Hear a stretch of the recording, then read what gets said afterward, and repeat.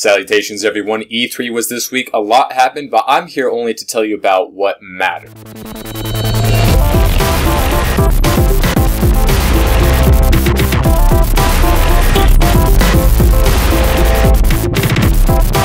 There's a whole bunch of news that dropped at E3 this week. It's one of the biggest E3s in recent years, especially with the current gen consoles. A lot of announcements, a lot of trailers, a lot of DLC dropping, some betas dropping, some release dates, some titles we finally got. A lot of awesome stuff, so let's get through it as fast as we can, as much as we can. The Halo Master Chief Collection was officially announced. We all kind of saw this coming, but it's going to be coming out later this year in November, I think it is. And it's going to be coming out with Halo 1, 2, 3, and 4. All better graphics there on the Xbox One, as well as access to the Halo 5 beta multiplayer and Halo Nightfall, which is I think it was a 5-episode live action series.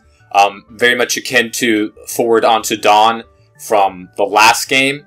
And, great value. You get 4 games, beta access, you get live action episodes. It's just a good deal, good bundle, can't wait. They didn't show any official footage, but they've kind of teased and said that, they're in development of a Star Wars Battlefront game. We all knew that they were working on it. Now we've kind of seen, what they're trying to do. They have, a lot of emphasis on original trilogy battles, which is fine. Visceral Games, of course, is going to be heading up this project with Amy Hennig at the top. They have a lot of plans for a lot of Star Wars games. This is probably going to be one of the first ones we actually get to play. No word really on any specifics. They said they're going to release it when they're ready. So, some news better than no news, but still, we want to see more. The new Mass Effect game was officially announced to be coming out on current generation platforms. No real specifics. It looks like they're sticking to what they've been saying the past couple of years, that it's going to be nothing to do with Shepard. No word on where in the timeline it's going to take place. I think and hope most likely it's going to be after the Shepard storyline. It's probably going to be a human protagonist based off of what we saw in the little teaser that they gave us, but that could just be conceptual. We don't really know. I myself personally want variety in a lot of races and classes and genders that you can be, but I realize that there's a lot of limitations on what you can do with that, voice acting and animation wise. But, what we've seen so far is good, that we know that it's coming, and, the more that we learn, the more I could talk about it. They've announced that Grand Theft Auto 5 is going to be coming out on the PlayStation 4, Xbox One, and PC. No real surprise there, so now you have 3 more consoles that you cannot play heists on. Yeah. As far as the big 3 conferences go, Nintendo, Sony, and Microsoft, thought Microsoft was pretty strong. I thought Nintendo was probably the strongest, and Sony was easily the weakest of the 3. But one great thing that we did get out of it was Uncharted 4, A Thief's End. It takes some place after Uncharted 3. It looks like Drake's been out of the game for a while, and it's a lot of allusions toward this being the final game, if not the end of Drake. And, it looks fantastic. Really, really pumped for it. Nolan North says he feels like it's going to be the last game, so a lot of people are kind of thankful they don't like it when their favorite franchises just get dragged into the ground with, sequel after sequel after sequel. They just want to let it, die in peace. I think this might be a very heroic send-off for our friend Nathan, and just can't wait for, a release date for this game, and it just looks, it's Uncharted. It's going to be great. Ubisoft has gotten rid of Rainbow Six Patriots, and now it's going to be Tom Clancy's Rainbow Six Siege, which takes place, the gameplay that we saw was, it was like a mock-up multiplayer with, some voice acting as the players. So it looks really good. It was a hostage situation type of thing in a suburban house. And it looks really different and fun from what we've seen, but still very Rainbow Six-y. It still felt Rainbow Six the entire way. It seemed very strategical, but once again, like with Battlefield Hardline, it was hard to tell which parts were semi-scripted, and it looked like the gameplay was really fun, but I can't tell if this is going to be a one-trick pony kind of a thing where you're like, wow, this is awesome, but after a while it's just kind of repetitive and the same thing over and over again, and really not as great as it was, in the beginning. But, you know, I think it's too early to really speculate on that. It just, what we've seen looks really good. And I would like to see more from other different multiplayer modes as well as a campaign. And hopefully we'll be seeing more of that later down the road this year. And now to the big one, Nintendo, which I think had the most releases and teases and hints. We have a new Kirby game in Kirby and the Rainbow Curse, which is a spiritual successor to Canvas Curse. And for the Wii U, it looks really good. It's a claymation style, looks beautiful, looks fantastic, looks really fun, especially if you liked Canvas Curse. Miyamoto also said that they're working on a Star Fox game. It wasn't like officially announced, but they showed him playing it with like the screens blurred out, and a lot of people talked about it. Some people actually got to play it. It seemed like more of a tech demo than anything else. Some people were like really worried. It's like, is this actually going to come out? But with Miyamoto and Nintendo, they think that they're confident enough in what they've been able to develop so far that they can officially say that they're making a Star Fox game. It's going to be out in about of a year, hopefully. With the Wii U gamepad on the R Wing, you can transform it into the Landmaster on the fly, as well as like a helicopter hovercraft type of a thing. A lot of great looking integrations with the Wii U gamepad. No word yet if there's going to be any on-foot missions, which I know a lot of people didn't like from Star Fox Assault, but you know, we haven't seen a Star Fox game since Star Fox Assault. I mean, I guess we had the 3DS remake of Star Fox 64, but remakes don't really count in my mind when it comes to a new game coming out. And Wii didn't have their own Star Fox game. Looks like the Wii U is finally going to be getting theirs, and I'm pretty psyched for that. We got to look at the 2 new Zelda games in development. First, we got Hyrule Warriors, and as we had speculated, you can play as people other than Link. You can play as Zelda and Midna and another person I forget, but it looks really good. Still very Dynasty Warriors-y. It's, you know, Tecmo Koei. They know how to make their games. Omega Force. I personally am a fan of the Dynasty Warriors series, like I've said, and they also found success with you know, the Gundam Warriors.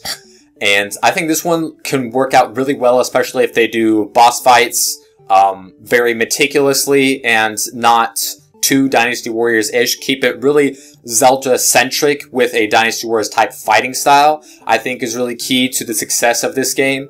And with, you know, being able to play as Zelda for the first time outside of, you know, being her in Super Smash Brothers, it, I think it was a very, very welcome addition, as well as being able to play as other characters. And I personally think that it looks like it's going to be really good. Some people have their doubts, but I mean, it's Zelda. How often are we disappointed by Zelda?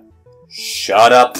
We also got our first teaser trailer of the Legend of Zelda game on the Wii U, which we got a trailer for, and a lot of people are speculating, is this Link? Is this Zelda? Is this the child of Zelda? We don't really know. I think it's Link, and Miyamoto's like, oh, I didn't say it was Link, and now he's like, I didn't say it wasn't, but I mean, it's probably Link. It looks absolutely gorgeous. Cel-shaded kind of a thing, kind of like a mix between Wind Waker and Skyward Sword. It looks fabulous, looks really good. I like the look. The combat looks really good. It's going to be an open world Zelda game, which is freaking amazing. And I think this game is just going to be absolutely huge. It's what Nintendo needs. It's what everyone has been clamoring for. And Nintendo, I think more than anyone else, was really good at this year at giving people what they've said that they've wanted. And definitely the biggest story with Nintendo this E3 was Super Smash Bros. For the Wii U and the 3DS. They announced 5 new playable characters. Palutena from the Kid Icarus series. I have no experience with Kid Icarus whatsoever outside of playing him in Brawl. But Palutena looks very, very high attack kind of a gal. She looks very good, very powerful. We got to see Pac-Man. That really didn't surprise anybody in the world. Very, very retro in some of his attacks. Looks very cool. We also got a release of 3 Mii characters. So you can make them look like any Mii that you want. You import your Miis through the Miiverse or whatever it is on the Wii U. And you can choose between 3 different fighting styles. A fisticuffs kind of a fighter, a sword guy, and a more ranged combat kind of a dude. And I think you can customize some of your attacks. They weren't too specific on that. But, you know, just, you know, more characters, the better. And you can also customize it to make it look like, you know, other people in the Nintendo universe, or you can make it look like Reggie Fils-Aimé, you know, fighting Shigeru Miyamoto or something like that. It looks really cool. We also got to see the Super Smash Bros. Invitational, where one person took one character and they all fought in a big bracket thing, and big surprise, Fox won. He's still OP as fuck. But we got to see what some of the new characters fight like. Mega Man looks pretty good. Not too overpowering, but still looks like a very viable character. Rosalina looks to be pretty good. Kind of like Zelda. It reminds me of like Zelda's fighting style. And we got to see Greninja, which seems a very, very versatile character. I really like what they did with Greninja. Let's see what other new characters we see. Little Mac looked just as good as I was hoping. We got to see some new attacks from, you know, other certain characters, smash attacks, new assist trophies. It all looked amazing. I mean, if this game doesn't make you want to have a Wii U, nothing will. And if nothing will, then why are you alive? Just wondering. Nintendo also announced their answer to Skylanders and Disney Infinity with their own amiibo figures that will be integrated into Super Smash Bros. There's little figures that you have this little memory that you can connect to your gamepad and track the stats of your characters. You can level them up. So here's a screenshot of what it would look like right here.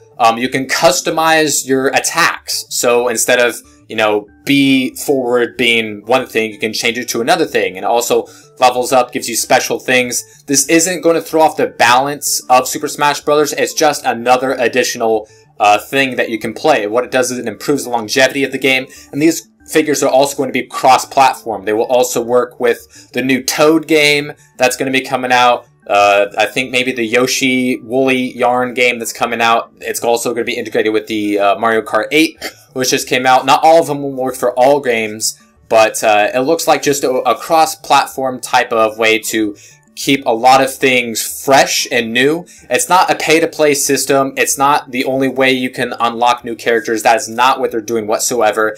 It's just a new additional thing that they're trying to work out. Also, it's going to be working with a 3DS, and that has its own little peripheral that will use a little interface to scan those. So not a whole lot of information has been released out yet, but some people are worried, and I think all of those worries are kind of really ill-founded. And this might not be your thing, but it's not really something I think you need to be worried about. Of course, E3 wasn't the only thing that happened this week. We also have some other news, such as a Sonic the Hedgehog movie that's going to be coming out, which is a long time coming. I can't think of any IP that's had this many video games and this many comic books for these many decades and not had a movie whatsoever. And it's finally getting one. It's going to be produced by the guy who did the Fast and the Furious series, as well as 21 Jump Street, and I assume 22 Jump Street. I'm not sure on that yet. But all we have right now is this announcement. No word on how it's going to work. It says it's going to be CGI / live action, so I think that might be cause for concern, because we all saw what happened with Sonic 06. But, I mean, hopefully these worries can be put to rest with some sort of teaser trailer or casting announcements and whatnot. And then I think, which was what the biggest news of the week was, at least for me, Legend of Korra Book 3 trailer was dropped this week after there was some leaked footage, and it was amazing. It was crazy. You saw stuff like, oh my god, how is that possible? How would that happen? Who are these people? Is that guy? Is that this guy? It was crazy. Absolutely mind-boggling. The best trailer, I think, like, ever. It was crazy. And, like, in fact, here's a reaction of me watching the trailer right afterwards. Here, take a look. It was just amazeballs. You had to see it. I only have one gripe, though. There was no Pabu. No Pabu. But they might be saving that for their next trailer. You save the best for last, right? But it looks absolutely fantastic. And I'm on board the hype train with no brakes. There was also some news of potential leaks of the DC movie lineup as follows. May 2016, Batman vs. Superman. And then July, Shazam. And Christmas, Sandman, which we already knew was coming. May of 2017, Justice League. July 2017, Wonder Woman. Christmas 2017, Flash and Green Lantern team up. And May 2018, Man of Steel 2, which I thought Batman vs. Superman was supposed to be. But anyways, this was supposed leak stuff that they were going to announce at Comic-Con. Seems a bit ambitious to me. If this is a real thing, I have my doubts about it. But if it is real, wow, that's pretty crazy. Anyways, that's all I have for you guys this week. Sorry, I don't have a How to Train Your Dragon 2 review for you, but I actually haven't seen it yet. I'm actually filming this on Thursday, and I'm sure it's amazing. I'm probably watching it right now as you guys are watching this video. But anyways, all the links to the stories that I mentioned, there's a ton of them, will be in the description below. Hope you guys enjoyed, and I will see you next week for another What Matters.